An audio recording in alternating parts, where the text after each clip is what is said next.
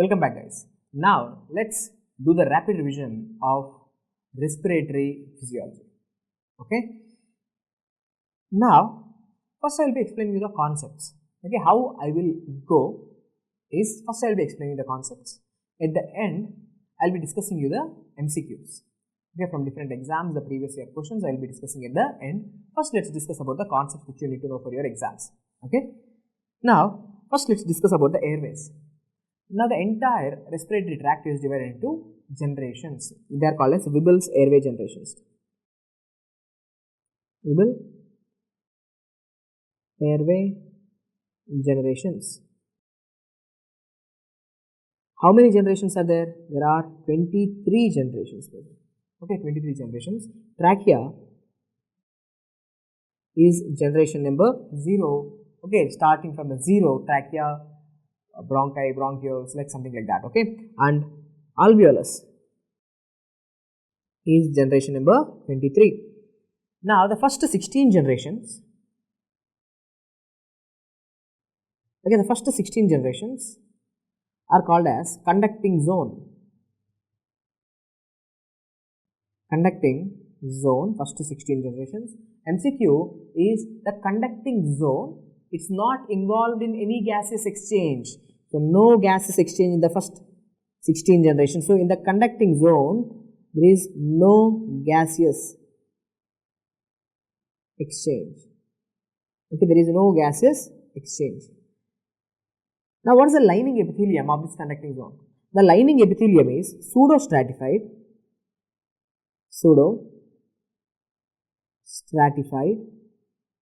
ciliated columnar epithelium. Okay. So pseudostratified ciliated columnar epithelium is the lining epithelium of the conducting zone, first 16 generations. And what is the end? Okay, which area marks the end of the conducting zone? Okay, so terminal bronchioles. So terminal bronchioles are the generation number 16. That's the end of the conducting zone. So terminal bronchioles. So conducting zone ends by terminal bronchioles. Important point about the terminal bronchioles is terminal bronchioles have maximum amount of smooth muscles. Okay, in the airway, the maximum amount of smooth muscles is present for the terminal bronchioles, maximum amount of smooth muscles. So they are going to regulate the airway resistance, bronchoconstriction, bronchodilation. So they regulate the airway resistance. Okay, these are the important points about the conducting zone. There is no gaseous exchange. That's why, as there is no gaseous exchange, this conducting zone is also called as dead space. Okay, this area is called as a dead space. Now, if you ask me, how much is the volume of this conducting zone? Okay, starting from the trachea to the terminal bronchioles, how much is this area? There is air present, but that air is not involved in the gaseous exchange.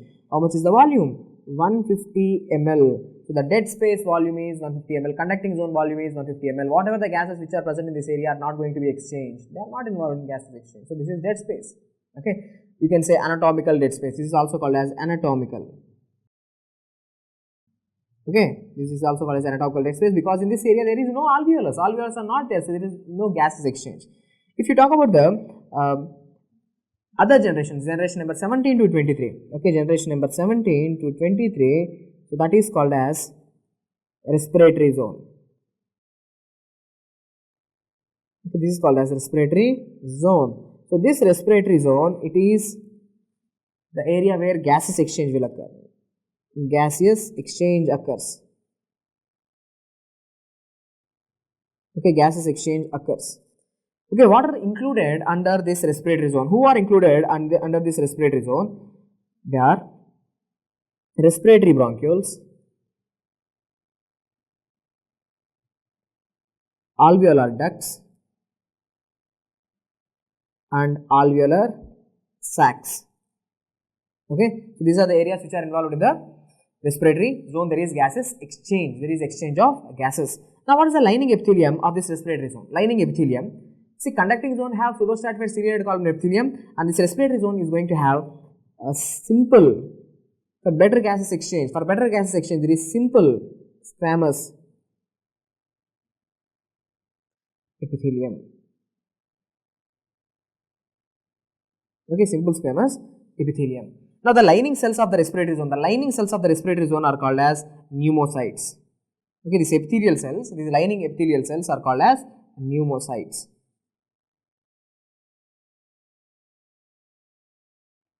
These pneumocytes are of two types, type 1 pneumocyte and type 2 pneumocyte. Important points about the type 2 pneumocytes is they produce something called as surfactant. Okay, they produce something called as surfactant, which is very good for the lungs. We will discuss about that later. Okay, surfactant. Type 2 pneumocytes are going to produce surfactant. Type 2 cells, where are they present? They are present in the respiratory zone. Now, let us discuss about some diseases of this, respiratory tract. What are they? See, every time the mucus, whatever is there in the respiratory tract, that should be cleared with the help of the cilia. The mucus should be cleared. There are two conditions. Okay, there are two ciliary disorders. Let's say ciliary disorders.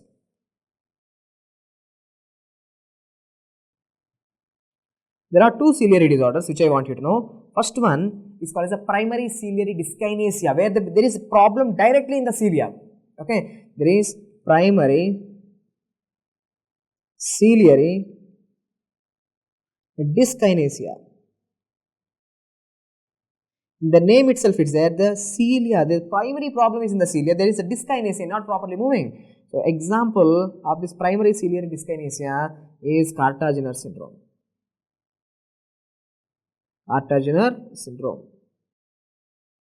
If a person is having Cartagena syndrome, the cilia are not going to move properly. Okay, the cilia are not beating properly because of a defect in the cilia. What is the defect? Dynein. Okay, dynein arms. Okay, actually they are the proteins. Okay, dynein arms are defective.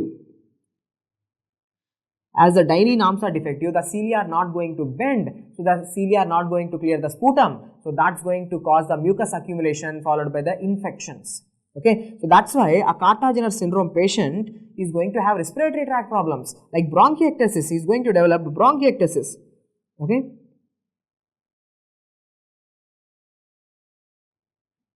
Not only bronchiectasis, the cilia in the sinuses are also not moving. The sinuses are not properly drained. So, that is going to cause a sinusitis.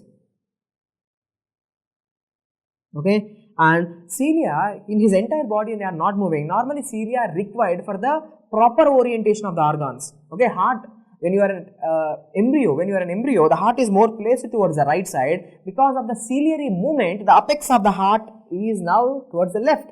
For the movement of this heart, you require the ciliary beating. Now, a patient who is having the Cartagena syndrome, the cilia are problematic, the cilia are not beating properly, so heart will be placed towards the right side. So, this is opposite side placement of the organs. This is called as situs inversus, or they can use the word dextrocardia. Okay, they can use the word dextrocardia. Okay, so these are the important points which I want you to know. A patient who is having the Cartagena syndrome, he is going to have the problem with the defective dynein arms. The patient is going to have a triad of symptoms which includes bronchiectasis, sinusitis and situs inversus. These three together, they are called as a triad. Okay, not only that, these patients who are having Cartagena syndrome, they are also going to have infertility. Okay, male infertility. Actually, these males who are having Cartagena syndrome, they are having absence of vas difference in them. There will be absence of vas difference. There will be absence of vas difference. That spermatic, pathway, that vas difference is absent. Okay, vas difference is absent. Okay. Next, the second ciliary disorder is cystic fibrosis. Okay, cystic fibrosis, it's an autosomal recessive disorder. Cystic fibrosis was recently tested in the exam. Cystic fibrosis, autosomal recessive disorder. There is a mutation in a CFTR gene, cystic fibrosis transmembrane regulator gene mutation, because of which the chloride channels are defective. The chloride channels in the body, they are defective. Due to the defect in these chloride channels, wherever there is a mucus, that mucus will be thickened. These patients are going to have a thick mucus. Okay, thick secretions, I should say. Thick secretions in the body. Wherever there are secretions, the secretions are going to be thick. Okay, even the respiratory tract, the secretions are going to be thick. That's why the cilia are unable to clear them. Okay, there are thick secretions. Because of this thick secretions, the person is going to have the respiratory tract infections. Okay, that's the sputum is not properly being cleared. The mucociliary explanatory function is impaired, because of which the patient is going to have the respiratory infections. Okay, so these patients are going to have the recurrent respiratory tract infections. Okay, recurrent respiratory tract infections. And not only that, there are thick secretions in the body, right? One more implication which I want you to know is, because of these thick secretions, okay, the patient is also going to develop the pancreatitis. They are going to develop the cystic fibrosis babies. They are going to develop the pancreatitis. True, they are going to have respiratory tract infections as well as the pancreatitis, because the pancreatic secretions are so thick. They are going to block the pancreatic duct. That's going to cause the autodigestion of pancreas, pancreatitis. So these patients, okay, are going to develop pancreatitis. Okay, pancreatitis will be seen in cystic fibrosis. Okay, it's a extra respiratory tract manifestation. Okay, next, after this, let's discuss about the collapsing forces in the lung. Normally, your lungs and my lungs, there are two collapsing forces always present in the lungs. Okay, always your lungs want to collapse.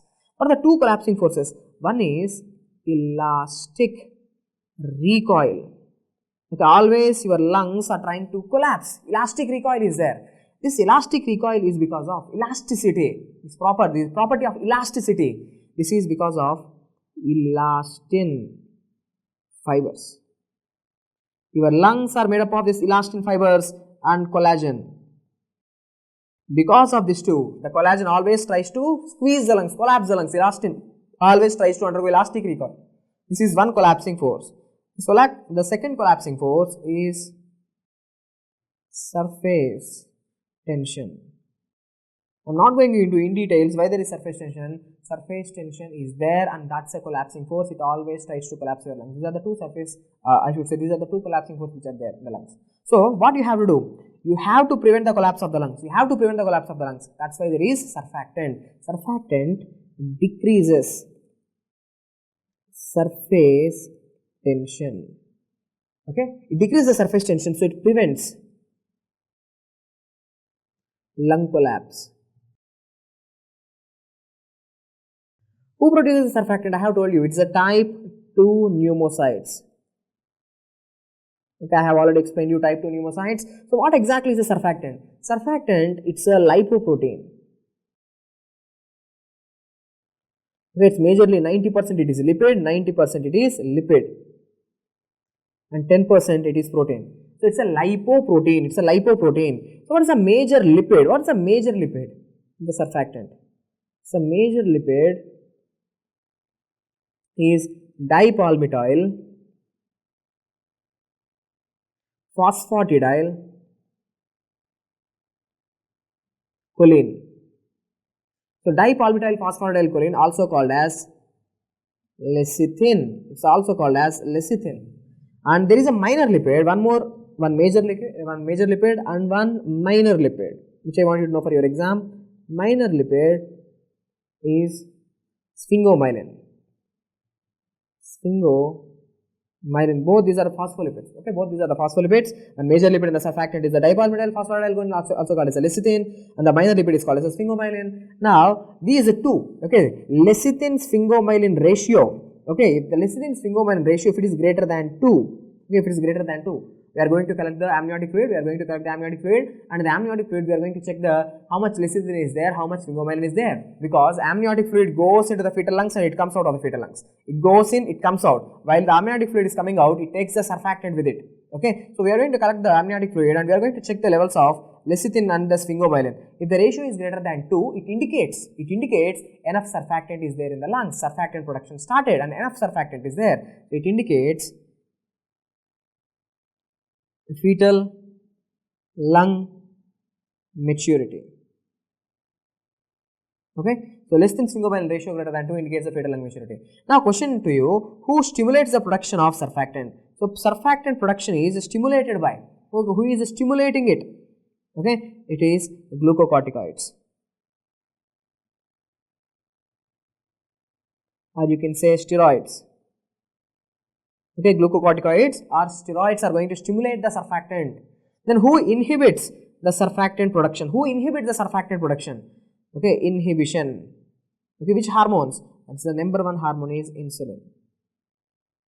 Okay, insulin inhibits MCQ, insulin inhibits the surfactant production. Who stimulates the surfactant production? Glucocorticoids or steroids. Also, if you can remember thyroid hormones. Okay, thyroid hormones, prolactin. They all induce the production of surfactant. These are good things. Okay, glucocorticoids, steroids, thyroid hormone, prolactin. Of course, glucocorticoid itself is a steroid. Glucocorticoid, cortisol, steroids, thyroid hormones, prolactin. They all induces the production of surfactant. Okay, surfactant production starts somewhere by 20 weeks. 20 weeks. Okay, 20 weeks of period of gestation, surfactant production started. It started. It appears in the amniotic fluid by 28 weeks of period of gestation. 28 weeks of period of gestation appears. Okay, surfactant appears in amniotic fluid. Amniotic fluid. Okay, so what is the indicator of fetal lung maturity? The indicator of fetal lung maturity is a less than sphingomyelin ratio greater than 2. It indicates the fetal lung maturity. But this is not 100% gold standard. What is gold standard? Presence of something called as phosphatidylcholine. The presence of phosphatidylcholine, again it will come in your gynecology also. Okay, obstetrics. Presence of phosphatidylcholine is the best indicator. Okay, it's a best indicator. Gold standard. Indicator of fetal lung maturity. It's the best indicator of the fetal lung maturity. It is the phosphatidylglycerol. Okay, phosphatidylglycerol. Presence of the phosphatidylglycerol is a gold standard for the it's a gold standard indicator for the fetal lung maturity. Now let's talk about the mechanics of breathing. Okay, what are the changes? I'm not going to in details how breathing exactly happens. Okay, so inspiration. See, inspiration is not under your control. Okay, inspiration and expiration, they are not under your control. So what is a pacemaker? Okay, pacemaker. The pacemaker is called as a pre-Bodzinger complex. Okay, so there is a pacemaker for the heart, and also there is a pacemaker for the respiratory system. There is a pre-Bodzinger complex. Where exactly it is present? It is present in the medulla. It is present in the medulla. Now, tell me, inspiration, is it active process or passive process? It is active process, no doubt. Active process. And expiration is a passive process. Inspiration is active because the muscles are contracting. Which muscle? The major muscle is the diaphragm.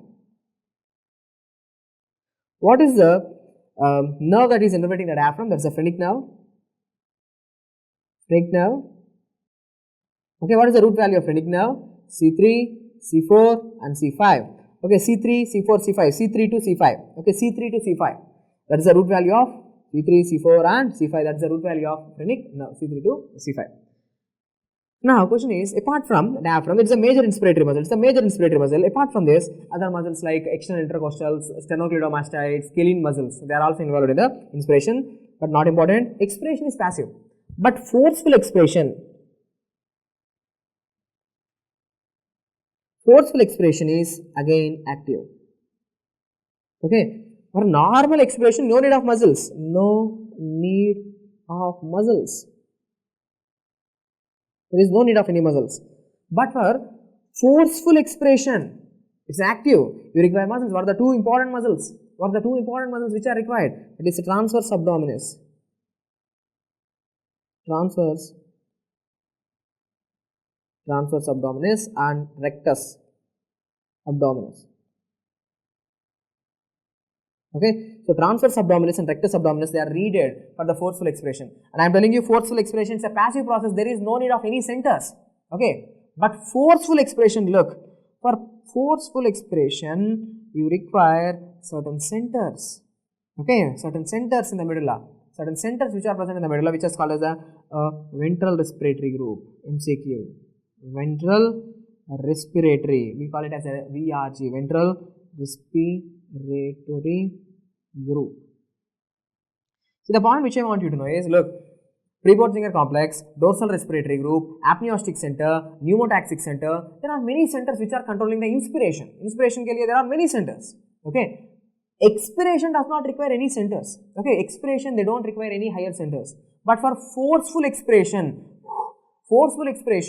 you require ventral respiratory group, MCQ.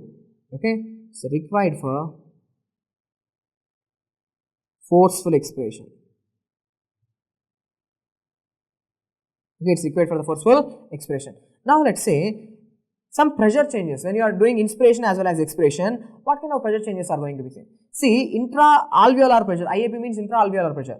Your intra-alveolar pressure during rest is always 0. During rest, the pressure in the alveolus is 0. The pressure in the environment is 0. Same pressure is communicating. Okay, let's take environment pressure as 0 and intra-alveolar pressure is also 0 because the same pressure is communicating.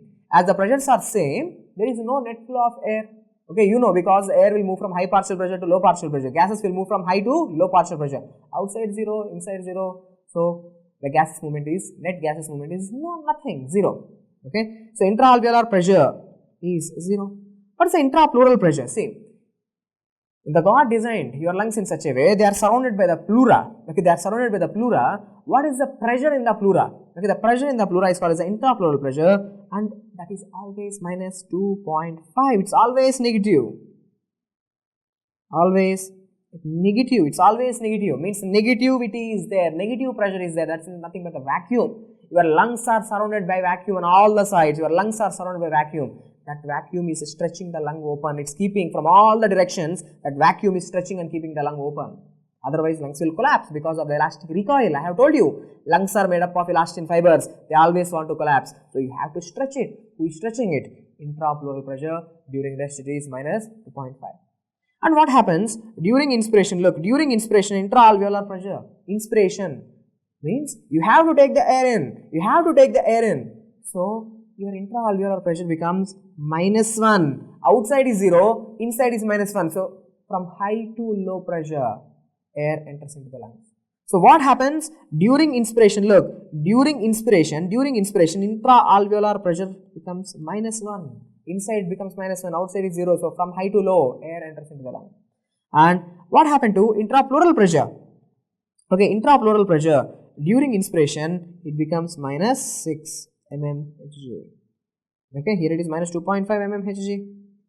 Now, during inspiration, it becomes more negative. More negative. You know it. More negative means more vacuum. So, during inspiration, more vacuum is there. It is stretching your lungs. It is stretching your lungs open. Your lungs are becoming bigger in size because of more intrapleural pressure, because of more negativity, more vacuum. Okay. And what happens during expiration? Look, during expiration, what happened to intra-alveolar pressure? You have to take air out of your lungs. You have to take the air out of your lungs. So, you have to create more pressure here. So, intra-alveolar pressure becomes plus 1 now. Here it is plus 1, outside is 0. So, now from high pressure to low pressure, air is going out. Air is coming out, expiration. Okay. And what happened to intrapleural pressure? During expiration, again it will come to 0. No, it will come back to normal. From minus 6, it becomes again minus 2.5 mmHg. It comes. So, there is never, it's never going to become 0. Okay. So, intrapleural pressure is always negative. Never 0. But 0 is becoming in pathological condition. It can become 0 in pathological conditions. In which pathological conditions? In which pathological condition it becomes 0? Pneumothorax. Pneumothorax. Okay. Pneumothorax becomes 0. Okay. These are some important changes which I want you to know. Just before going to the exam, you have to know the intra-alveolar pressure. During rest it is 0. During inspiration minus 1. During expiration plus 1. Intrapleural pressure. During rest minus 2.5, during inspiration it becomes more negative, more vacuum, and during expiration again it comes back to minus 2.5 mmHg. Now, let us discuss about the properties of compliance and elastance. What exactly is this concept of compliance and elastance? See, wherever you see the word compliance, compliance means stretchability. Stretchability, how easily you can stretch a substance, See, this apple pencil is there, it is very hard for me to stretch. I am giving the pressure, but it is not stretching. So, this is very less compliant, but it is maintaining its shape. So, this is highly elastic. It is resisting the deformation. I am trying to deform it, but it is resisting the deformation. So, that is called as elastance. So, this apple pencil is very less compliant, but highly elastic. Okay, elasticity means you can say recoil property or resisting deformation. Okay, resisting the deformation. For example, let's take a rubber band for better understanding. Let's take a rubber band. Okay, now if you take a rubber band, I am trying to stretch it. Yes, it is stretching. It is stretching. So most of the students will think, sir, it is stretching, so this is elastic. No, if it is stretching, we call it as a compliant, highly compliant. With a very little pressure, it is stretching. So highly compliant. But when I leave it, immediately it's going back to its original position. It maintains its shape. Okay, it's going back to its original position. It's resisting the deformation. So that is called as elastance property. Okay, why the rubber band is called as elastic? Because not because it is stretching, it is going back to its original position. It is recoiling back. That's why it is called as elastic. Okay, so right. Okay, let's see here. Compliance means stretchability or expansibility. Okay, stretchability, expansibility. Elastance means recoiling nature or resisting the deformation. So both are opposite to each other. So compliance and elastance, they are opposite to each other. So what is the formula for the compliance? So compliance is equal to delta V by delta P. MCQ, important for your exam. Compliance formula is delta V by delta P, which means how much pressure you gave. Okay, how much pressure you gave, delta P, how much pressure change, how much pressure you gave, and how much volume change. See, I am trying to give so much pressure but little volume change.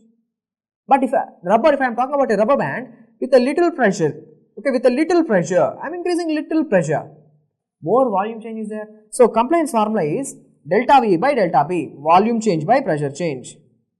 Volume change by pressure change. Now here I want you to know what is the relationship between compliance and elastance. You know the compliance and elastance. Compliance is inversely proportional to elastance, which means if elastance increases means what happened to compliance? Compliance decreases. Okay. So for example, let's say something like this. What is the relationship between compliance and surface tension? Compliance and surface tension are also inversely proportional.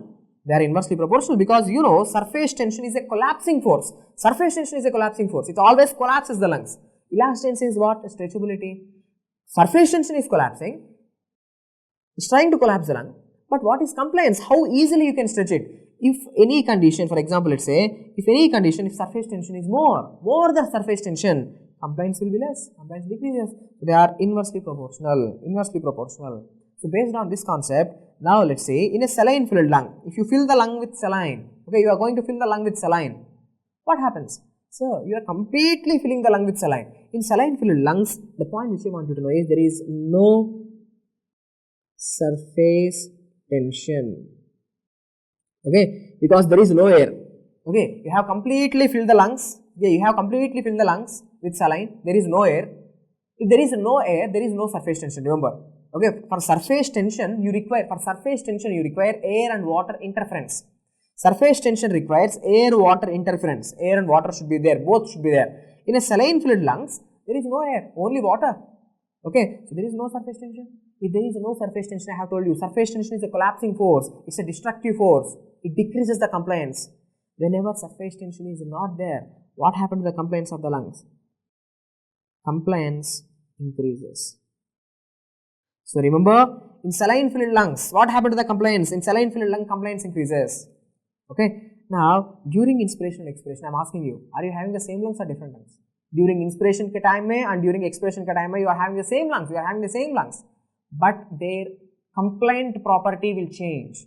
Okay. During inspiration, look, the lungs or alveolus is becoming more bigger and more wider. Okay. So here, look guys, here there is surfactant. Here is the surfactant. Okay. Now during inspiration, what is happening? Look, what happened to the surfactant concentration?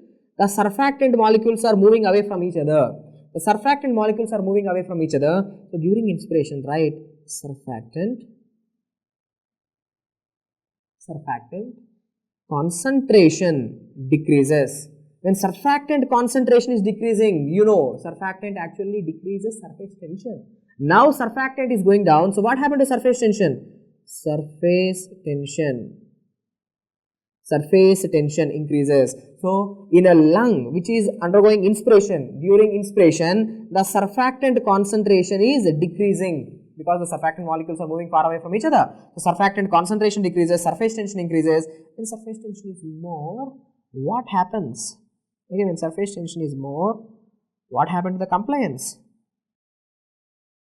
Compliance of the lungs decreases. Lung compliance decreases. So remember, during inspiration, lung compliance will be less. Saline filled lungs are more compliant. Okay, saline filled lungs are more compliant, don't forget. And during expiration, exactly vice versa. I am not going to details. Okay, simple, see, exact vice versa. Now, alveoli are collapsing. Okay, alveoli are collapsing. When the alveoli are collapsing, tell me what happened to the surfactant concentration. Okay, see, for example, now when the alveoli are getting collapsed, the surfactant molecules are coming close to each other. So surfactant concentration increases. Surfactant concentration increases. So when surfactant is more, that is good. So what happened to surface tension? Surface tension decreases. When surface tension is less, what happened to the compliance? They are inversely proportional. So when surface tension is less, compliance increases. So remember, lungs during expiration, not during inspiration. Lungs when they are doing expiration, now those lungs which are doing expiration, their compliance will be more. If you want to stretch them, you can stretch them more because there is less surface tension, more surfactant is there. Okay, so I can say during inspiration and expiration, for example, say now I am putting a graph. Okay, I am keeping a graph here. Okay, now this is the compliance during expiration, it's like this, and this is the compliance during inspiration, it's like this. Okay, now this is the compliance during inspiration, and this is the compliance curve during expiration. See, the compliance is not same. Okay, during inspiration compliance is less, during expiration compliance is more. It's in the top. So there is a difference, right? There is a difference. Okay, so this difference is called as hysteresis. Okay, this difference is called as hysteresis. In the exam they will ask you, this hysteresis is due to, this difference is due to, why there is this difference? Why the compliance is changing? It is because the surfactant concentration and surface tension are changing. Okay, as they are changing, okay, according to inspiration and expiration, the surface tension forces and the surfactant concentration, they are not same, they are changing. As there is a change, the compliant nature of the lungs is also changing. So that's why there is this difference, and this difference is called as hysteresis. And in your exam they will ask you why there is hysteresis. The hysteresis is due to change in surfactant concentration and surface tension. Okay, so compliance in certain diseases. Now in a condition called as emphysema. Okay, in a condition called as emphysema, what happens to the lung compliance? In emphysema, it's a chronic obstructive pulmonary disease, COPD. The elastin fibers in the lungs are damaged. The elastin fibers are damaged because of the excessive protease activity. Okay, a smoker who is a chronic smoker, in them more smoke is going into their lungs, more proteases will be active, because to remove the smoke, more and more macrophages are producing more and more proteases to remove the dust particles. So more protease activity will be there. Because of the more protease activity, the proteases will also destroy the elastin. Elastin is also a protein. So elastin fibers are going to be damaged. So now tell me, elastin fibers are going to cause the collapse of the lung. They are going to be responsible for the elasticity of the lung. So now in emphysema, elastin fibers are damaged. So what happened to the compliance? Compliance increases. Okay, compliance increases. What about the pulmonary fibrosis? In this pulmonary fibrosis, the lungs are getting fibrotic. Okay, lungs are getting fibrotic. It's a restrictive lung disease. Okay, emphysema is obstructive lung disease. Okay, it's a OLD, obstructive lung disease. Now, in pulmonary fibrosis, the lungs are getting fibrotic. Okay, the lungs are getting fibrotic, more and more fibrotic. Now tell me, when the lungs are getting fibrotic, Is it easy for you to stretch the lung? See, compliance means how easily you can stretch the lung. Now the lungs are getting fibrotic. So it is hard for you to stretch the lung. So compliance decreases. Okay, compliance nature of the lung decreases. Okay, having said that, now let's discuss about the next topic, that the lung volumes and capacities. Okay, in the recent FMGE exam, this question has been asked. They gave the spirometry graph and they have asked the questions.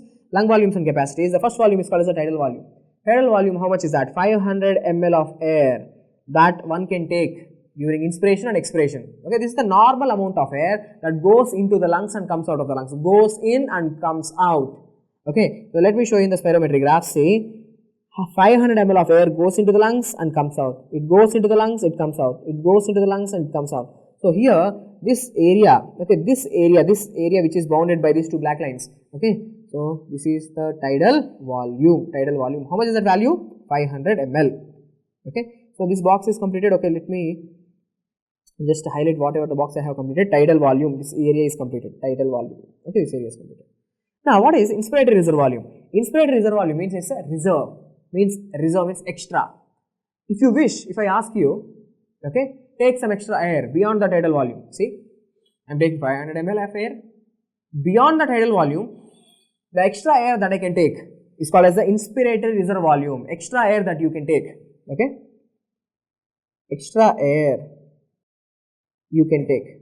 Okay, I say extra air one can take beyond tidal volume. How much extra air you can take? 3000 ml.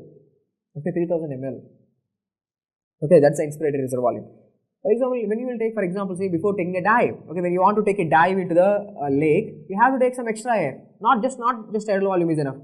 Tidal volume, inspiratory reserve volume. Okay, something like that. What is this expiratory reserve volume? ERV. Expiratory reserve volume means that extra air you can take out of your lungs. See, 500 going in, 500 coming out. But if you wish, you can take extra air out of your lungs. That extra air that you have taken out of your lungs, that is called as expiratory reserve volume. How much is that? 1200 ml. So that is extra air one can take out. This is take out, here take in. Okay. So, inspiratory reserve volume is extra air one can take in beyond the tidal volume. Expiratory reserve volume is extra air one can take out of their lungs if they wish. That is called as a expiratory reserve volume. Now, in the graph, look, see here. Now, you can take some extra air beyond the tidal volume. Beyond the tidal volume, you can say take some extra air out of your take some extra air into the lungs. Okay. Next, beyond the tidal volume, you can take some extra air out of your lungs. So, this area which I am highlighting, okay, this area which I have highlighted in the pink color. So, let me draw it. See this area. What is this? This is expiratory reserve volume that you can take out. What is this area? This area is inspiratory reserve volume. Okay, inspiratory reserve volume. Okay. Next, what is this residual volume? Whatever you do, some air will never come out of the lungs. Some amount of air will never come out of the lungs. How much is that? 1300 ml. This air will never come out of the lungs. Never comes out. Okay, it will never going to come out of the lungs in a normal living person. Okay, so see, some air is there in your lungs always, it will never come out. Okay, that is residual volume. Okay, residual volume. So we have completed the inspiratory reserve volume, tidal volume, expiratory reserve volume, and residual volume. Okay, they might ask you a question, they might mark this area and they will ask you, what is this area? Expiratory reserve volume, this area, residual volume, this is tidal volume, this is inspiratory reserve volume. Now, if you add more volumes, okay, if you add 2 or more volumes, you will get capacities. Okay, capacities is the sum of volumes. Okay, it's the sum of volumes. It's the sum of volumes. Now, see, what is inspiratory capacity? Inspiratory capacity means, okay, see, now, look, what I am doing. I am taking the maximum inspiration. Okay, I am taking maximum inspiration. After doing the maximum inspiration, how much air you can take out of your lungs? Okay, how much air you are taking out? You can take out of your lungs. Look here, carefully, guys. See, in this graph, what am I doing? I am doing the maximum inspiration. See, yeah, maximum inspiration. Now, how much air I can take out of my lungs? See, I can take out the inspiratory reserve volume. I can take out the tidal volume, and even I can take out the expiratory reserve volume. Okay, all these volumes I can take out. So, this inspiratory capacity, it's a sum of how much air you can take out. That is sum of inspiratory reserve volume plus tidal volume plus expiratory reserve volume. Okay, how much is this value? If you calculate IRV, how much? Inspiratory reserve volume 3000 plus tidal volume 3500. Okay, and expiratory reserve volume is how much? Expiratory reserve volume is, I have told you, it is 1200 ml. Okay, so how much is that? 4000, somewhere around 4700 ml. See, if you try, you can take this much air out of your lungs. If you try, you can take how much air out of your lungs? After doing the maximum inspiration, okay, after doing the maximum inspiration, how much air you can take out of the lungs? 4700 ml, that is called as the inspiratory capacity. Then what is functional residual capacity? Functional residual capacity is very simple. I am at rest. See, I am not doing inspiration, no expiration. I am at rest. Okay, how much air is there inside the lungs? See, we always see at restful condition. I am talking about the resting condition. Look carefully. During resting, normally you take 500 ml air in and 500 ml air out. Look, 500 ml air comes in, goes out, comes in, goes out. Okay. So when you are resting, how much air is there inside your lungs? Is always residual volume is there, and also expiratory reserve volume is there. Expiratory reserve volume is there. So this much amount of air is present during resting condition. Okay, resting. I am like this. Now if I wish, I can take inspiration, expiration, inspiration, expiration. So always during resting condition, how much air is there? It is called as functional residual capacity. So functional residual capacity is a sum of, it's a sum of expiratory reserve volume and residual volume. Okay, I am not talking about the forceful expiration. See, after doing forceful expiration, how much air is there inside the lungs? Only residual volume is there. But during resting condition, there is expiratory reserve volume and residual volume. The sum is called as functional residual capacity. So functional residual capacity is the sum of expiratory reserve volume plus residual volume. How much is that? This is the 1200 ml plus 1300 ml, that is 2500 ml of air is always present in your lungs during resting conditions. So if someone asks you resting lungs operates at which capacity? Resting lungs operates at which capacity? Resting lungs may, how much volume of air is there? That's a functional residual capacity, 2500 ml. Okay. Guys, I made a small mistake. I just want to correct here itself. Inspiratory capacity. Okay, see, inspiratory capacity, whatever I have taught here, this is actually vital capacity. Okay, inspiratory capacity is very simple. Okay, I just made a small mistake in the, as I am going fast. See, vital capacity, it's a sum of inspiratory reserve volume, tidal volume and expiratory reserve volume. This same thing, vital capacity means after doing the maximum inspiration, see, after doing the maximum inspiration, how much air you can take out. Okay, how much air you can take out, that's the inspiratory reserve volume, tidal volume and expiratory reserve volume. See, it's inspiratory capacity means your capacity of inspiration, okay. That is, how much you can take. Look here, how much you can take is, you can take first 500 ml of air, upon which you can take 3000 ml of air. So your maximum inspiratory ability or maximum inspiratory capacity is tidal volume plus inspiratory reserve volume. So how much air you can take in? See, I can take first tidal volume and inspiratory reserve volume. So this inspiratory capacity is tidal volume plus inspiratory reserve volume, that is 500 plus 3000, that is 3500 ml. I have made a correction, please check it. Okay. So vital capacity already I have explained you. Vital capacity means after doing the maximum inspiration. Here I have explained you vital capacity. Okay, again let me explain. Just I made a mistake, right? Let me explain. So vital capacity means after doing the maximum inspiration, how much air you can take out? You can take out the inspiratory reserve volume, you can take out the tidal volume, as well as you can take out the expiratory reserve volume. So the maximum air that you can take out, is called as vital capacity, not inspiratory capacity. My mistake, please make a change. Now what is the total lung capacity? Total lung capacity means it's a addition of all volumes, it's a sum of, okay, all volumes. Okay, it's sum of all volumes. Okay, that's a tidal volume plus inspiratory reserve volume plus expiratory reserve volume plus residual volume. If you sum it up together, it will be coming 5900 ml. Okay, 5900 ml. So how much air you can take out if you wish? How much air you can take out? 4700 ml. Okay. How much air can be there in your lungs? 5900 ml. Okay, 5900 ml. If air is there in the lungs, if you wish, you can take out a vital capacity of 4700 ml. Okay, which means 1300 ml is always present in your lungs. It will never come out. That is called as a residual volume.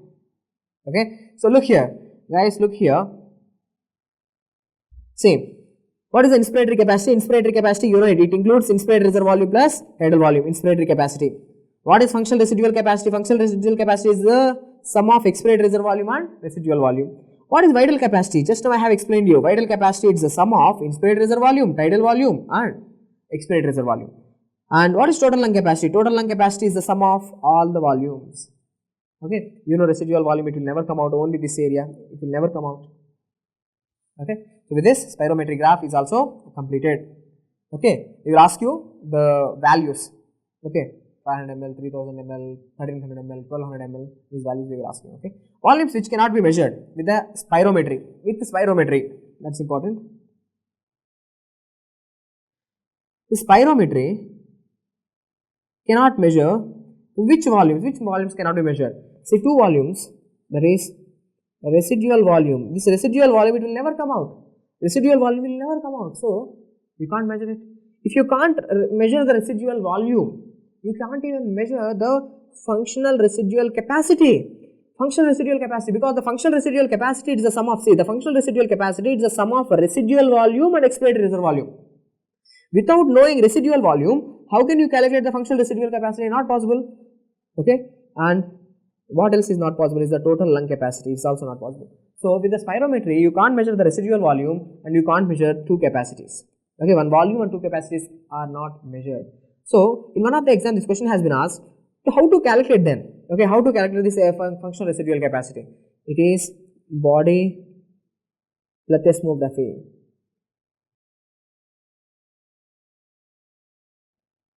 Okay, body plethysmography, nitrogen washout. Okay, helium dilution method. Okay, these are different methods which are used to measure the functional residual capacity, but the best is body plethysmography, which is best. Okay, now let's discuss about some concepts on ventilation and perfusion. First, let me discuss about the ventilation. Okay, ventilation in the lungs. Okay, first is minute ventilation. How much air will go into your lungs? How much air will go into your lungs? Tell me. See, with every breath, 500 ml is going into your lungs. Okay, that is the tidal volume into how many times you are breathing? That is the respiratory rate. How many times you are breathing? Almost 12 times. 12 times. So, 12 fives, it is 6000 ml. So, this much amount of air is going into your lungs. Okay, this much amount of air is going into your lungs, 6000 ml of air. So, what is the minute ventilation formula? The minute ventilation formula is respiratory rate into tidal volume. So, 500 into 12, 6000 ml. So, this much amount of air is going into your respiratory tract and into your lungs. But, my question to you, all this air is going to be going into the alveolus? No, definitely not. Out of the 600 ml, see, out of the 600 ml, some air is lost, because some air is present in trachea, bronchi, bronchioles till thermal bronchioles. So, some air is present in the conducting zone, some air is present in the conducting zone, which is useless, it is not involved in the gases exchange. So, how much is the dead space ventilation? Look, so dead space ventilation, you know how much air will be lost in the dead space? 150 ml, you know anatomical dead space is 150 ml. So, 150 ml is lost. So, is 500 ml, in this 500, how much is lost? Every time 150 ml is lost, because it is present in the dead space, it is not going into the respiratory zone, 150 is lost. So, how many times you are breathing? 12 times you are breathing. So, 150 into 12, how much? It will be 1800 ml. So, what is this 1800 ml? This 1800 ml means out of the 6000 is going in actually, but out of the 6000, how much is lost? 1800 ml is lost. That is called as a dead space ventilation. So, 150 into 12. So, how much is actually going to the alveolus? That is called as alveolar ventilation. Now, this is what we are most concerned about, alveolar ventilation. So, you are taking 500, sir. Out of 500, how much is lost in the dead space? 150 is lost. So, how much is actually going?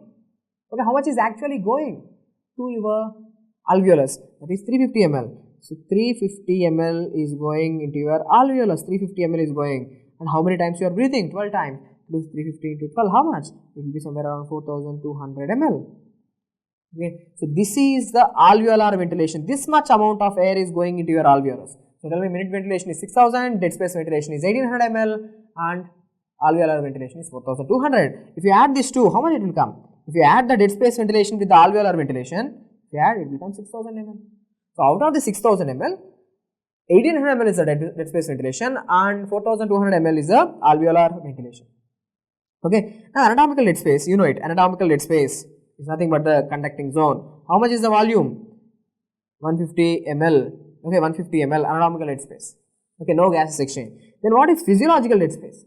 What is physiological dead space? See, normally in a healthy individuals, there is no such thing as, okay, let me put it this way. There is alveolar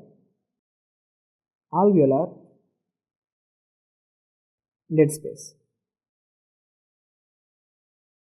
Okay, actually in the alveolus there is gases exchange, there is no such thing as dead space. So alveolar dead space in a healthy individual is 0. There is no such thing as alveolar dead space.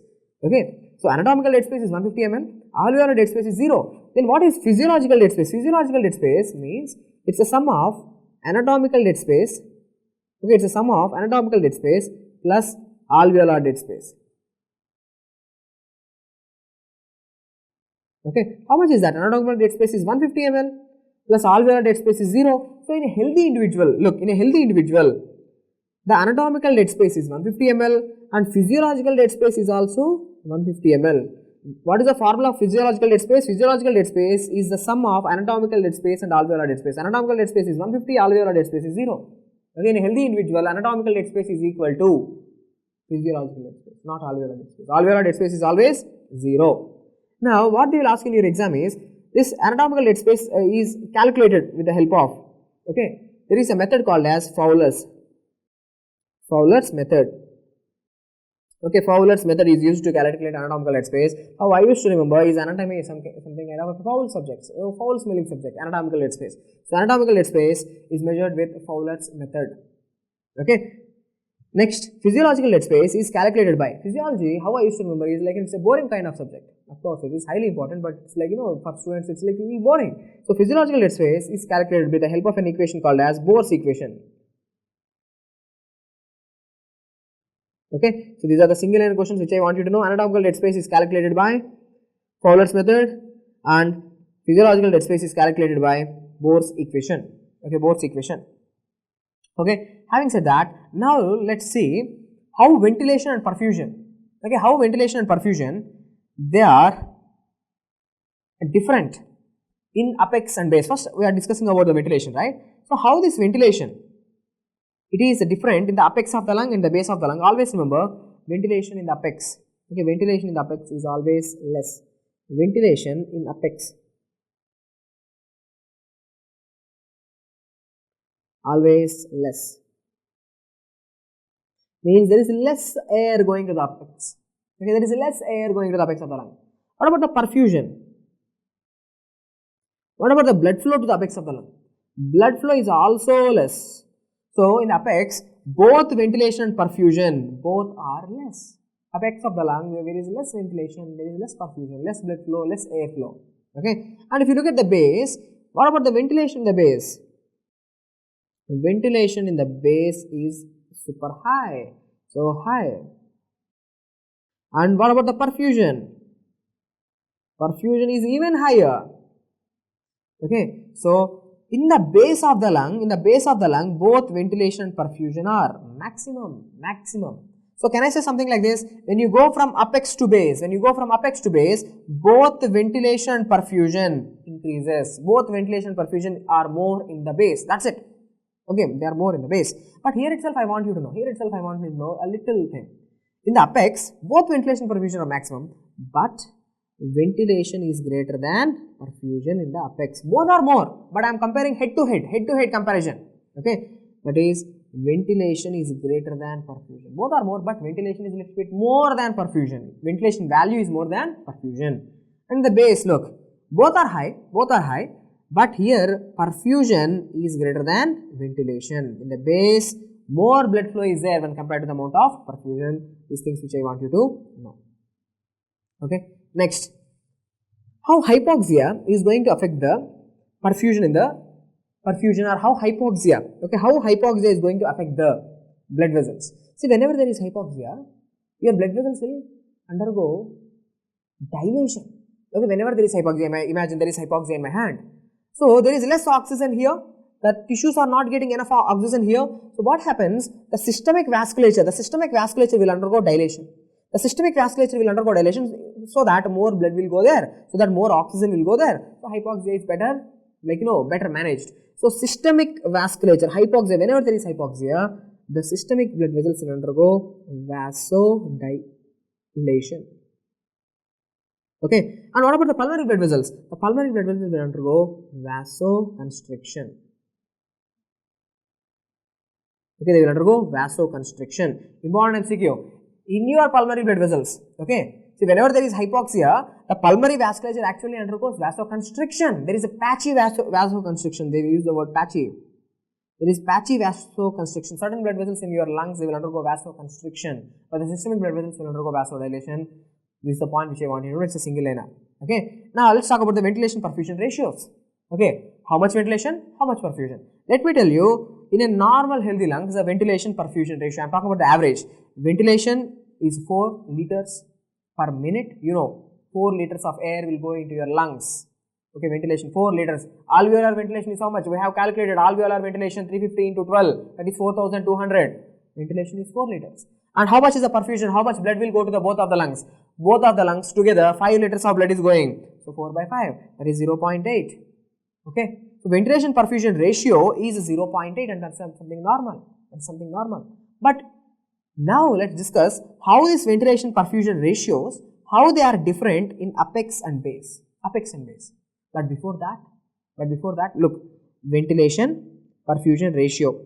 In the apex of the lung, okay, let me tell you now itself. In the apex of the lung, its value is 3.2. It's not 0.8, it's 3.2. Okay, it's a 3.2. In the base of the lung, it is going to be 0.6. Okay, in the apex it is 3.2, in the base it is 0.6. Why there is this difference? Because God made your lung differently. The apex of the lung is little different from the middle lobes and different from the base. Okay, so how, sir? Means in the apex, the alveoli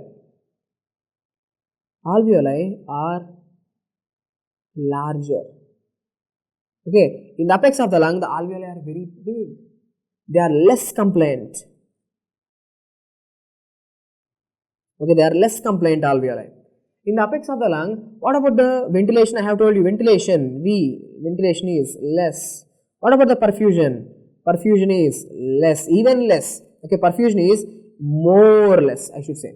Okay, perfusion, let's use the word Q, perfusion is less. But if you compare them, ventilation perfusion ratio, ventilation is more than perfusion. Okay, ventilation is far more greater than the perfusion. Okay, so that's why there is comparatively more ventilation than perfusion. So that's why more oxygen will be available. Okay, more oxygen available.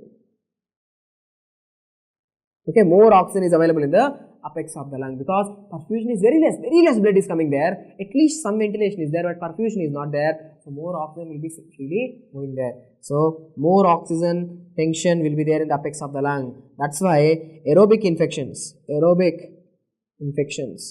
like Mycobacterium TB. Okay, aerobic infections like the Mycobacterium TB affect apex of the lung. It affects apex of the lung because Mycobacterium TB is an aerobic organism. It requires oxygen for its survival. So it affects apex of the lung. Okay. So now tell me, apex of the lung, they are having larger alveoli, it's less compliant alveoli, ventilation is less, perfusion is less, ventilation perfusion ratio, I should say ventilation is far more greater than the perfusion. So that's why there are certain differences. Okay, there are certain differences because of which the ventilation perfusion ratio is not 0.8 in the apex, it is little different, it is 3.2. Why it is 3.2? Because ventilation is far more greater than perfusion. That's why ventilation perfusion ratio is 3.2. In the base of the lung, see, there are larger alveoli. Okay, there are larger alveoli, more compliant alveoli. more compliant alveoli. If you look at the ventilation, it's more ventilation. If you look at the perfusion, it is more. Perfusion is also more in the base of the lung. But I have told you, perfusion is greater than ventilation. More perfusion is there, more blood is going when compared to amount of the air. So that's why here the ventilation perfusion ratio is 0.6, not 0.8, not 3.2, it is 0.6. So because of the changes in the ventilation perfusion ratios, they change. So normal is 0.8, apex it is 3.2, base it is 0.6. Okay. Now let's say VQ mismatch. In certain conditions, the ventilation perfusion ratio is going to be infinity. Okay, in certain conditions, the ventilation perfusion ratio will become infinity. In which condition? Pulmonary embolism. Pulmonary embolism. In pulmonary embolism, the ventilation perfusion ratio becomes infinity. Not only here, in anatomical dead space.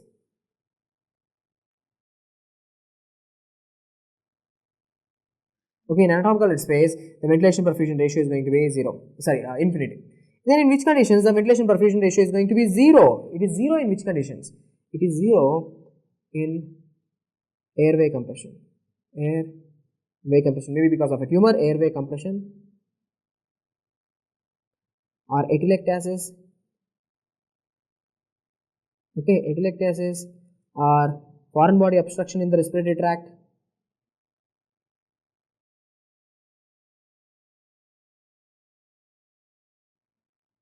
Okay, so in these three conditions, the ventilation perfusion ratio is going to become 0. Now let's discuss about the diffusion and transport of gases.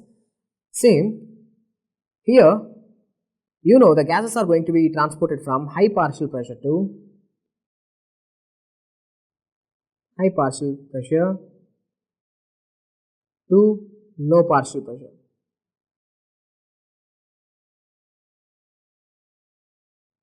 Okay, high partial pressure to the low partial pressure. Now, let's say oxygen. Okay, let's say oxygen. Now, oxygen is moving from where to where? Oxygen is moving from the lungs towards the tissues. Okay, oxygen is moving from the lungs to the tissues. So, how exactly is happening? Look, the partial pressure of oxygen in the alveolus. Okay, the partial pressure of oxygen in the alveolus is how much? It's 104 mmHg. It's 104 mmHg. And what is the partial pressure of oxygen at the level of tissues? At the level of tissues, it is just 40 mmHg. So that's why oxygen is moving from high partial pressure to low partial pressure. Okay, at the level of lungs, it is 104 mmHg. The arterial bed will be 100 mmHg, and the arterial bed is going to the tissues. In the arterial bed, the partial pressure of oxygen is more, and in the tissues, the partial pressure of oxygen is less. So oxygen will be diffused to the tissues. Okay, but the question is, how this oxygen is transported? Oxygen transport. How? See, 97% of the oxygen is binding with the hemoglobin. Okay, that is called as oxyhemoglobin. Okay, oxyhemoglobin, 97%. Only 3% of the oxygen, it is dissolved in plasma.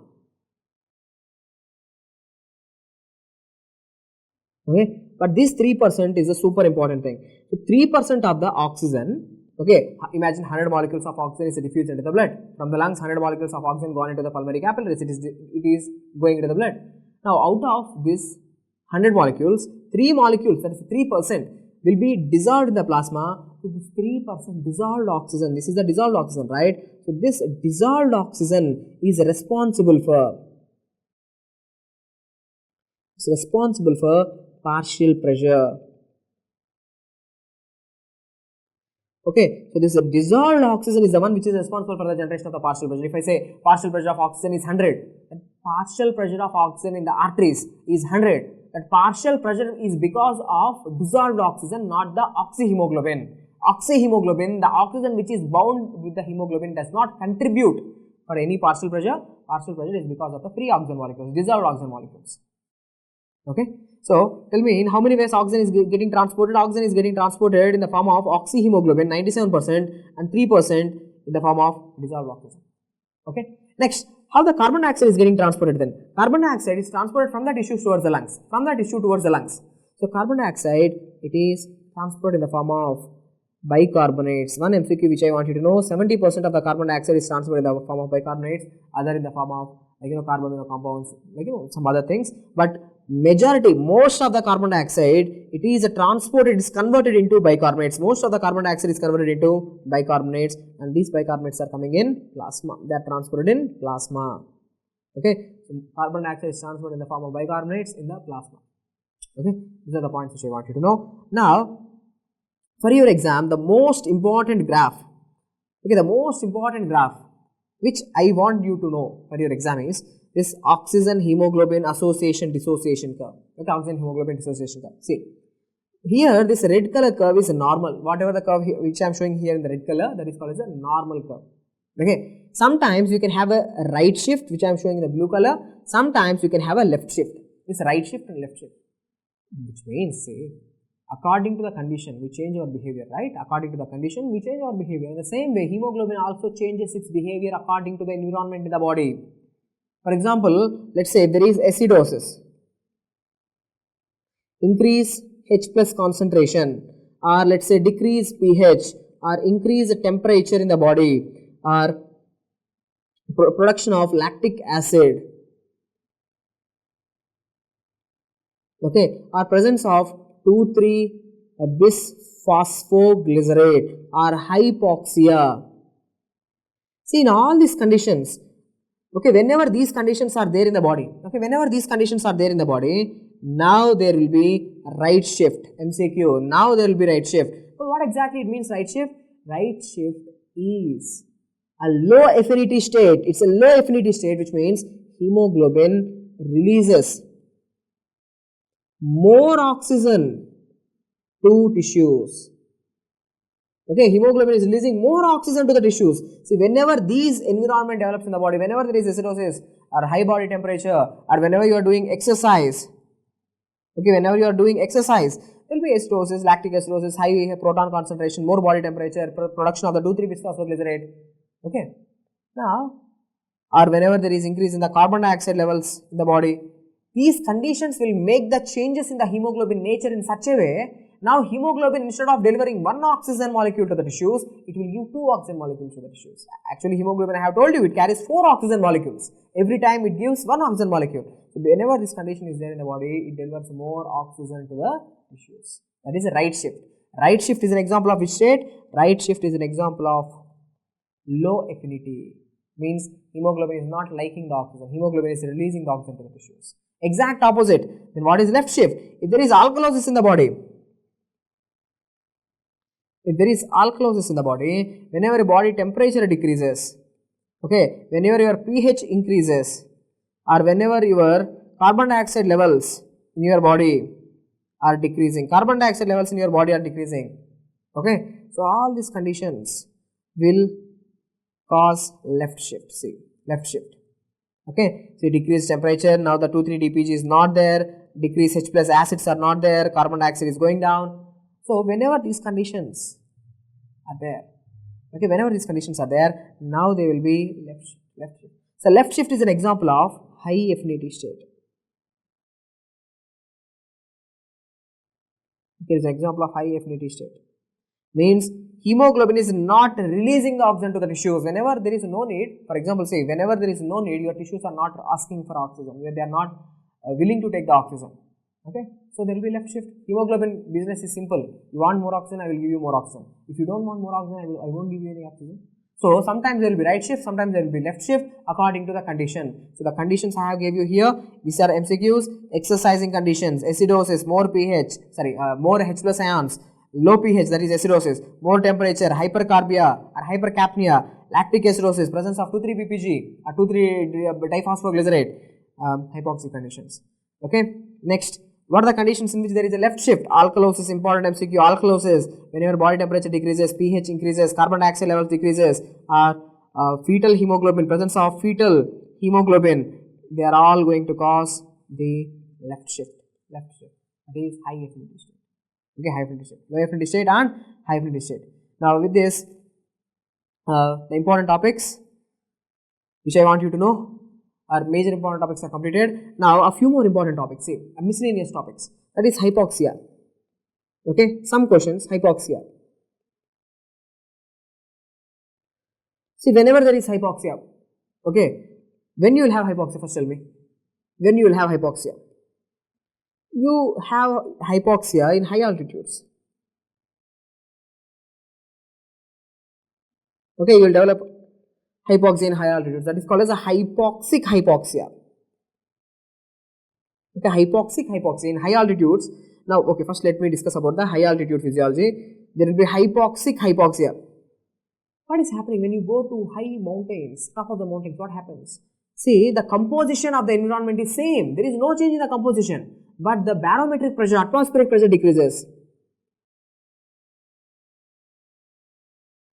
Atmospheric pressure decreases. Atmospheric pressure is going to decrease.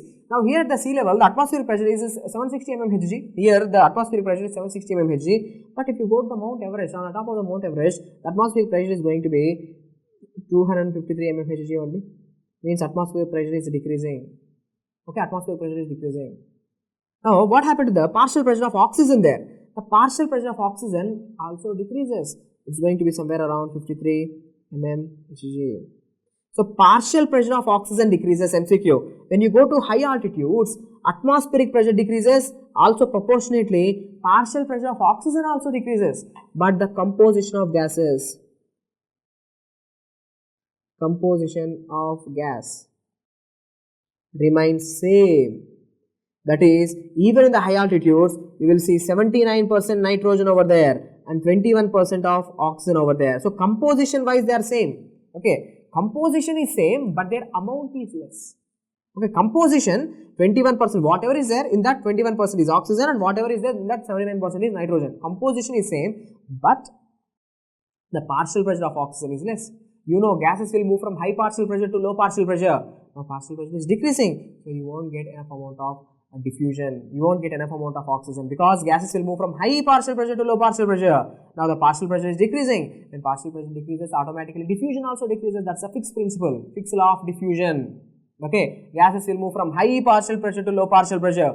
More the difference, more the delta P, more the partial pressure difference, more diffusion. Here partial pressure is decreasing. When the partial pressure is decreasing, less diffusion will occur. So that's why these patients are going to have hypoxic hypoxia in the high altitudes. Whenever there is hypoxic hypoxia, what they will do? What are the changes? What are the acclimatization? What kind of acclimatization that is happening in these fellows in high altitude? The persons who are living in high altitudes, they will be doing hyperventilation.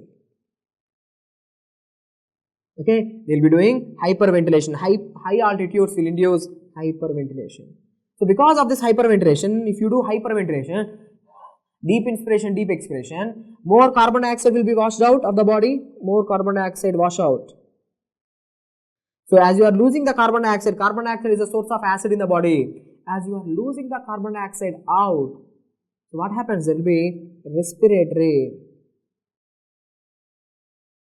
alkalosis. Okay, there will be respiratory alkalosis. Okay, so what are the changes that will be seen? Hyperventilation is going to be seen, carbon dioxide washout is going to cause the respiratory alkalosis. Now in these patients, if you look, hypoxia is going to induce, okay, hypoxia is going to induce the hypoxia inducing factor alpha, that does a lot of things, but at the end of the day, okay, at the end of the day, in these patients, there will be more capillaries. Okay, development, more capillary development will be seen in the tissues. Okay, at the level of tissues, more capillaries will be present. Okay, increase in the capillary density at the level of tissues, because they are already having hypoxia. They have to get as much amount of oxygen as possible. So more capillaries are getting there into the tissues. Okay, that's called as angiogenesis. For this angiogenesis, what do you require? You require something called as vascular endothelial growth factor, MCQ. So what is responsible for the angiogenesis? Angiogenesis, you require vascular endothelial growth factor. Hypoxia induces the production of vascular endothelial growth factor. Okay, not only that, this hypoxia is going to stimulate the peritubular capillaries, the interstitial cells of peritubular capillaries in the kidney. Okay, hypoxia is stimulating the peritubular capillary cells. They are going to produce erythropoietin within hours. Within hours, erythropoietin is going to be produced. So you go to the high altitudes, within hours, erythropoietin levels are going to increase in your body. This erythropoietin is going to stimulate colony forming unit. Which colony forming unit? Erythroid colony forming unit. Okay, you know, erythroid means this is going to further produce RBCs. Okay, so it takes days, almost 5 to 6 days.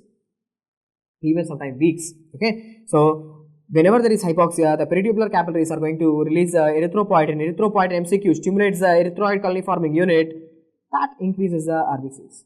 Okay, that increases the RBCs. So hypoxia, you know the things. Now, in severe conditions, okay, in high altitudes, in severe conditions, these people, they will develop certain problems. What are they? Acute mountain sickness. Okay, acute mountain sickness. So how to treat this acute mountain sickness? I am not going to details. Acute mountain sickness, the patient is going to have headaches, nausea, vomiting. Okay, severe headache, nausea, vomiting will be seen. So this acute mountain sickness, usually it is seen in the one day, in first 24 hours. Severe headache, nausea, vomiting will be seen.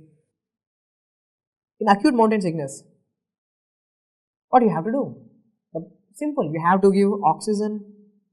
Okay, you have to give oxygen, dexamethasone.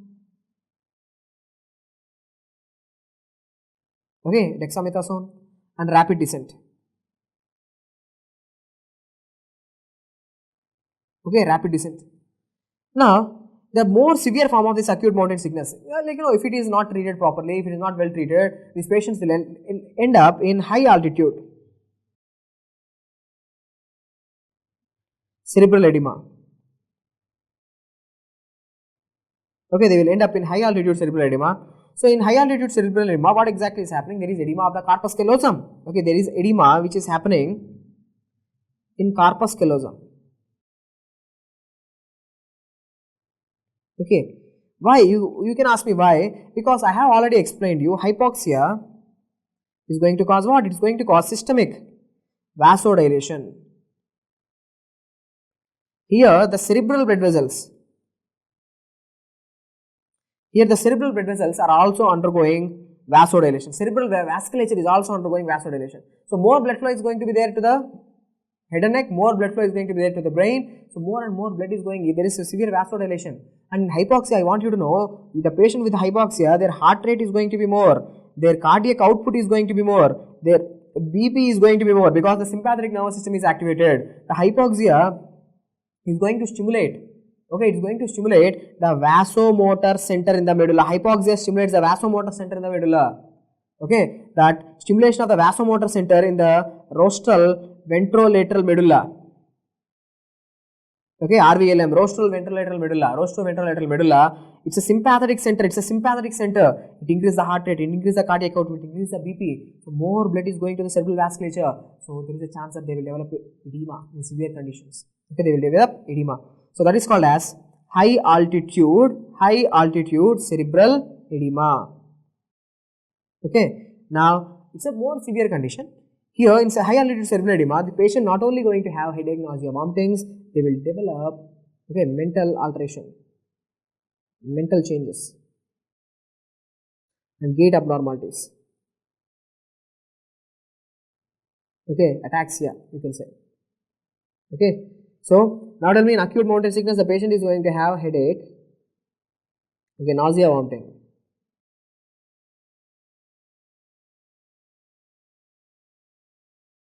Okay, anorexia. These are going to be seen. In acute mountain sickness. But if it is more severe, if it takes days, for example, let's say 2 days. Okay, 2 days. Now the person is going to develop high altitude cerebral edema where there are more severe problems. Okay, how to treat this condition? Same, dexamethasone. Actually, to be very frank, dexamethasone is used in the high altitude cerebral edema rather than acute mountain sickness. But anyway, dexamethasone plus rapid descent. One more drug that can be used here in the mountain sickness and in high altitude cerebral edema, in this high altitude people, that is acetazolamide. Acetazolamide, which is a carbonic anhydrase inhibitor. It's a carbonic anhydrase inhibitor. Okay, it's a carbonic anhydrase inhibitor. It's going to cause a bicarbonate urea. It excretes the bicarbonates out of the urine. Okay, so let me just write here itself. It's going to cause bicarbonate urea. Okay, so which is better useful for the treatment of respiratory alkalosis. You know, in a patient who is in the high altitudes, he will be having respiratory alkalosis. So during alkalosis time, you need to excrete the bicarbonates. We don't want the bicarbonates, and that will be done by acetazolamide. So acetazolamide, it's a carbonic anhydrase inhibitor. It acts on the PCT of the nephrons. It excretes the bicarbonates in the urine, so it's going to better useful for the treatment of respiratory alkalosis in a high altitude conditions. Okay. Next, one more severe condition which I want you to know is that is high altitude pulmonary edema. Okay, high altitude pulmonary edema. So in this high altitude, it's also a severe condition where this is due to the damage to the pulmonary vasculature. Okay, this is due to damage to the pulmonary vasculature, and edema is happening to the alveoli. Okay, edema is happening in the lung. So this is a treated. The treatment which I want you to know is these people are given with nifedipine. It's a calcium channel blocker. Okay, it's a calcium channel blocker. So nifedipine. Along with that, you can give oxygen and rapid descent. Okay, so first nifedipine, calcium channel blocker, is used in the treatment of high altitude pulmonary edema. So with this, what I want you to know regarding the high altitude physiology are completed. Next, regulation of respiration. Look, a regulation of respiration. Regulation of respiration. How your respiration is regulated? Who is regulating? See, there are certain pontine centers. In ponds, there are certain centers present which will regulate the respiration. Who are they? One is pneumotaxic center, in the upper pons, and apneustic center.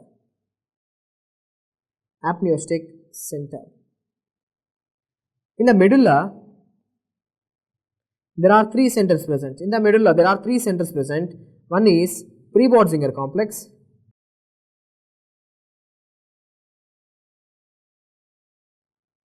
dorsal respiratory group, and ventral respiratory group. This pre-Botzinger complex is the pacemaker. Okay, pacemaker of respiration. Okay, now tell me how many centers are there for the regulation of respiration. You are having certain pontine centers, there is a pneumotaxic center and apneustic center, and in the medulla there is a pre-Botzinger complex, dorsal respiratory group, and ventral respiratory group. Already I have explained you this ventral respiratory group. When it is useful, it is only useful in forceful expiration.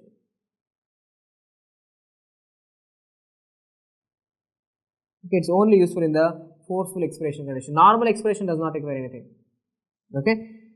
Now, how inspiration started, how it happens, beginning, how it is maintained, and how it is terminated. That I will explain you now. Okay, regulation, how it is regulated. Look, inspiration, how it start,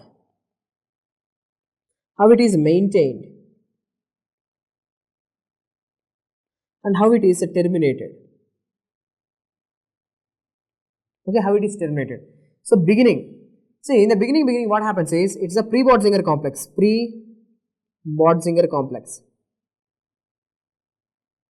Okay, in the beginning the pre-Botzinger complex is going to stimulate the phrenic nerve. So phrenic nerve, once the phrenic nerve is stimulated, means that's going to cause the contraction of diaphragm. Now, once the diaphragm is contracted, you know the story. Once the diaphragm is contracted, with the contraction of diaphragm, inspiration starts. So, this is how inspiration starts. So, who is starting the inspiration? It's the pre-Botzinger complex. Pre-Botzinger complex starts the inspiration. Next, how it is maintained. Okay, how it is maintained. Look, the apneustic center, immediately, apneustic center is going to stimulate. Okay, once inspiration started, the apneustic center is going to stimulate the dorsal respiratory group. Now, once the dorsal respiratory group is stimulated, this dorsal respiratory group are going to produce the action potentials which are called as the ramp signals. Okay, ramp signals. Now, with the help of these ramp signals, the diaphragm is contracting. So, it's slowly contracting so that inspiration, air is going into your lungs. So, this ramp signals helps in smooth rise in tidal volume. It helps in the smooth rise in the tidal volume. So this is how inspiration is maintained. There is smooth rise in tidal volume with the help of dorsal respiratory group. And who is activating the dorsal respiratory group? Apneustic center. Apneustic center. Now how inspiration is terminated? Means say there is a point that inspiration is terminated. It should stop. How it should stop is, now your lungs are stretching. Okay, your lungs got enough amount of air, 500 ml of air gone into the lungs. So lungs stretched. Now the stretch receptors in your lungs are activated. So stretch receptors in lungs are activated. The stretch receptors are attached with vagus nerve. So now this vagus is taking this information. Vagus is taking this information.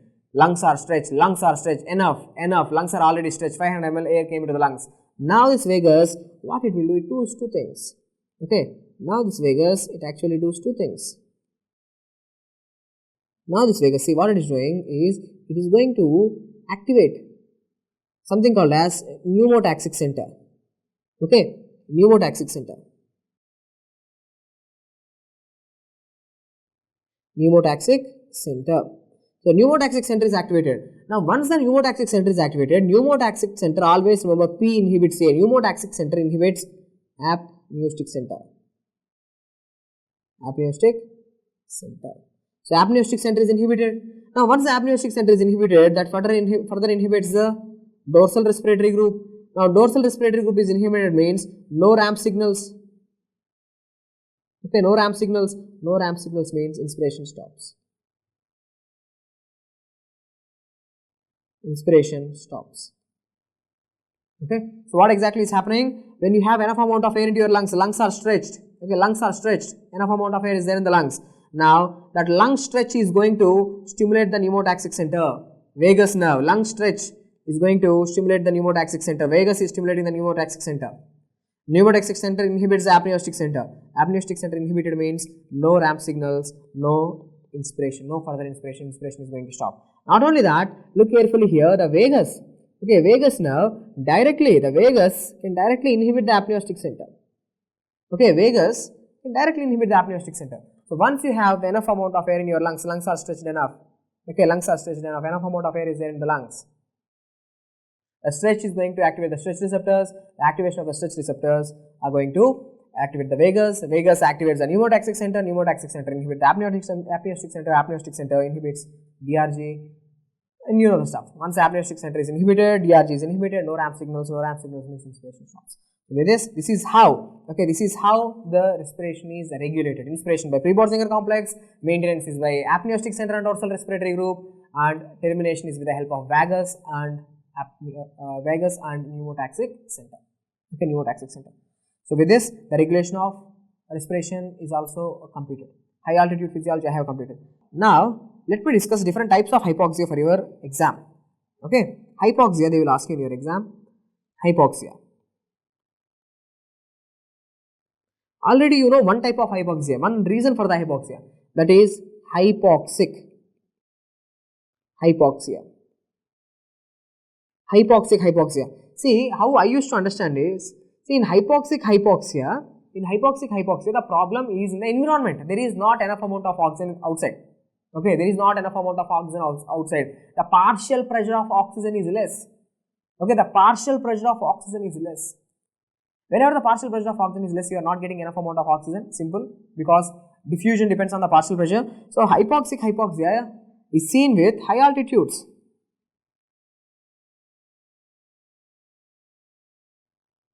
High altitude, simple. Outside gas is not there, so you are not getting enough gas. Simple. Hypoxic hypoxia is seen in high altitudes. Next, anemic hypoxia. Anemic hypoxia, the name itself is there. Something problem with the blood, anemia. Okay, so you are having less hemoglobin. For example, let's say less hemoglobin. Okay, enough amount of hemoglobin is not there, and less hemoglobin. Or maybe the quality of hemoglobin is different. That is carbon dioxide binding with the hemoglobin. That is carbon monoxide poisoning. Not carbon dioxide, carbon monoxide. Carbon monoxide poisoning. So in carbon monoxide poisoning, what is happening? Oxygen is there, there is no problem. Outside oxygen is there, partial pressure of oxygen is there, everything is good, everything is good. But now the hemoglobin is occupied by the carbon monoxide. Carbon monoxide have more affinity. It have 250 times more affinity to the hemoglobin. So now oxygen is not able to bind with the hemoglobin. So oxygen is not properly getting delivered to the tissues, so hypoxia. So in anemic hypoxia, problem is something with the blood. That is carbon monoxide poisoning, or you can say methemoglobinemia.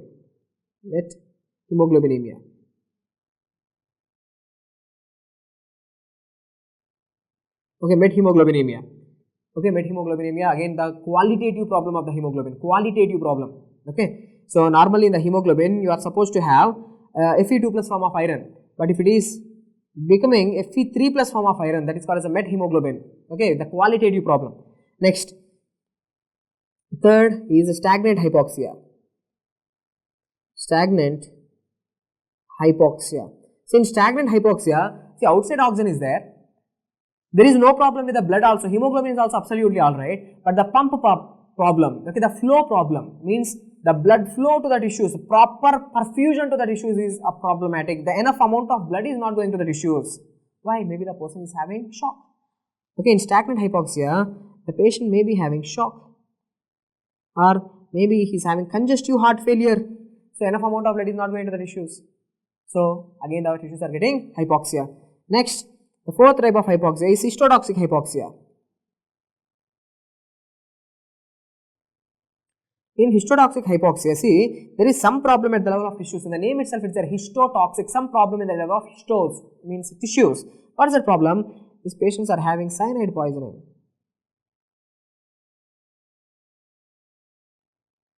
Now, what the cyanide is going to do? Cyanide is going to inhibit complex number 4. Complex number 4 of electron transport chain, cytochrome oxidase. So, the complex number 4 of electron transport chain is inhibited. Now, it is a complex number 4 which uses the oxygen for the production of ATP. Okay. Now, the complex number 4 is not functioning. So, do you think will it use oxygen? No, oxygen is there. See, the oxygen delivery to the tissues is normal. Oxygen delivery to tissues is normal. Okay, oxygen is properly being delivered to the tissues, but the tissues are unable to use it. See, in hypoxic hypoxia, oxygen is not going to the tissues because of less partial pressure. In anemic hypoxia, hemoglobin related problem, so hemoglobin is not taking the oxygen to the tissues. In stagnant hypoxia, heart is not beating properly, so blood flow is not there properly, so oxygen is not getting delivered to the tissues. But in histotoxic hypoxia, MCQ, in histotoxic hypoxia, oxygen delivery to the tissues is normal. Oxygen is properly getting delivered to the tissues, but the problem is within the tissues. So, cyanide is inhibiting the complex number 4 of electron transport chain, so the tissues are unable to use the oxygen. So, it's a problem in the tissues. Okay. So, that is histotoxic hypoxia.